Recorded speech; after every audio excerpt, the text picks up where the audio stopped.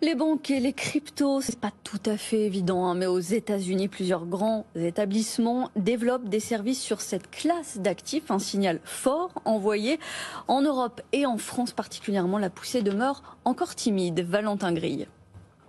C'est devenu une tendance outre-Atlantique. Les banques américaines se ruent sur les crypto-monnaies. Goldman Sachs vient de lancer un prêt garanti par du Bitcoin. Morgan Stanley, JP Morgan ou encore Wells Fargo ont toutes sauté le pas depuis un an, souligne Pauline Armandet, journaliste à BFM Business. Ce qu'on observe, c'est qu'en termes de services, c'est quand même des services qui sont très précis. Ça va des services de gestion de patrimoine à des services de trading.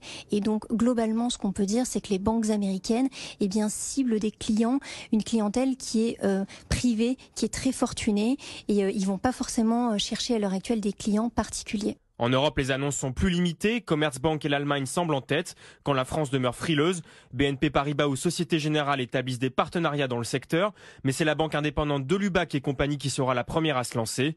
Elle a obtenu une licence pour opérer avec des actifs numériques auprès de l'AMF. Ce qui est intéressant avec cette banque française, c'est que contrairement à d'autres banques qui visent des clients institutionnels ou privés, cette banque française a décidé de pouvoir ouvrir ses services à tous les particuliers pour notamment proposer une meilleure adoption des crypto-monnaies.